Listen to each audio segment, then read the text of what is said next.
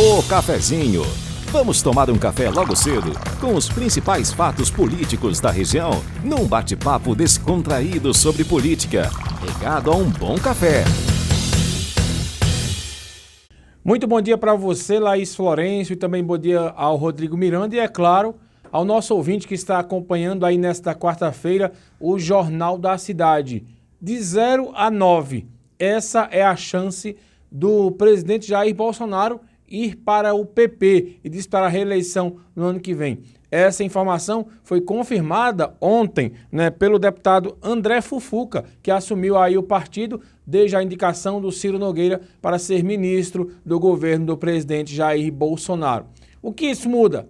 Muda em muita coisa. Por exemplo, aqui em Pernambuco, o PP é da Frente Popular. E como ficaria essa questão? Já que o PP, sendo da base do governo Paulo Câmara, o que iria fazer com relação à situação nacional? Já que Bolsonaro é inimigo ferrenho do PSB e critica muito o governador Paulo Câmara, principalmente após as medidas tomadas por ele durante a pandemia, como o fechamento do comércio e as medidas restritivas aí que aconteceram esse ano. Pois bem, de acordo com o que foi apurado, o deputado federal Eduardo da Fonte, que é o principal líder do PP aqui em Pernambuco, garantiu que mesmo se confirmada a vinda do presidente Jair Bolsonaro aí para o Partido Progressistas, nada muda e o partido seguirá mesmo aí na Frente Popular, dando sustentação à base de apoio ao governo Paulo Câmara. O curioso, Laís e Rodrigo, e os ouvintes também, é que o Dudu da Fonte, como é conhecido o Eduardo da Fonte, ele ensaiou uma aproximação aí com o ex-presidente Lula, que ele queria ser indicado ao Senado aí na eleição do ano que vem para disputar pelo PP aí na chapa encabeçada pela Frente Popular. No entanto, nos últimos dias, o que se viu foi uma aproximação muito grande do PT e do PSB, como eu expliquei ontem aqui no Jornal da Cidade, e aí praticamente o martelo foi batido e o que deve acontecer mesmo é que o PT vai ficar na majoritária e com isso sobraria apenas uma vaga aí para outro partido além do PSB, que deve ser mesmo o Republicanos a indicar a vaga de vice. É a situação de momento. Agora, o que a gente percebe também é que essa provável ida de Bolsonaro para o PP pegou de surpresa os trabalhistas aqui de Pernambuco. Eu conversei há pouco com pessoas ligadas aí ao PTB que esperavam muito que Bolsonaro fosse para o PTB e com isso fortalecesse principalmente o coronel Luiz Meira, que é um dos maiores defensores do presidente Jair Bolsonaro aqui no estado. Mas com a possível ida de Bolsonaro para o PP, o PTB deve ser mesmo partido que pode indicar o vice e aí formar uma coligação forte. Do ponto de vista de coligação, de formação de chapa para obter tempo de TV e também fundo partidário, o PP é um bom partido para o Bolsonaro, porque juntando aí com o PTB e mais alguns partidos de centro-direita, o atual presidente terá um tempo bem maior do que apenas os 8 segundos que ele tinha na eleição passada. Bolsonaro deve ter um dos maiores tempos de guia para ele trabalhar no primeiro turno e aí concluir o trabalho forte que ele já tem aí de rede social.